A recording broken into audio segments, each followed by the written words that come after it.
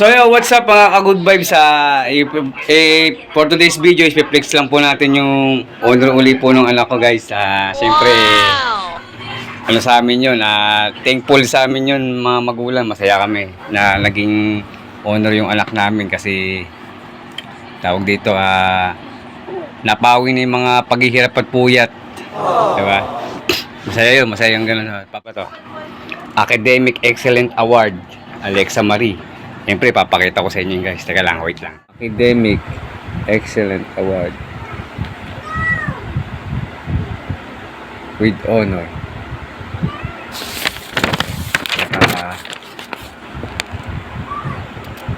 Perfect Attendance Award. So, yun guys, ayun yung ano na, yung award winning niya. Perfect attendance saka most academic excellent.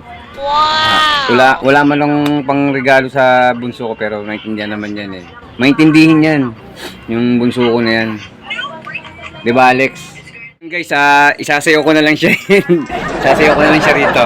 Halika na, Alex, sayaw tayo. Dali. Oo, nahiya po siya kasi ayaw niyang na-expose siya sa yung honor niya. Na nakikita siya. Halika na. Ayun. Ayun guys, mahihain. Di ba? Halika na, sasayaw kita. Dali. Guys, nahihiya po talaga siya kasi mahihain tong bunso ko na to. Yung honor ko. Ayun yung award niya, yung award winning na pusa. Mari kong sa pusa kasi yan, kaya ganyan po yan. So, mag-thank you ka, thankful po, thank you. Thank you daddy, thank you mommy. Ganyan, siyempre, dahil sa inyo, nakamit ko to, di ba? Kayo ang inspirasyon ko. Dali. I hate emotion. Ayoko. Hindi namang emotion. Emotion mo. Hindi yan. Mag-iyak ka ba? Hindi, emotion? Ayoko ng ganyan ka-rinse. So guys, ayaw daw niya lang kasi naluluha na po guys, naluluha na po siya. Umiyak na po. Umiyak na tama.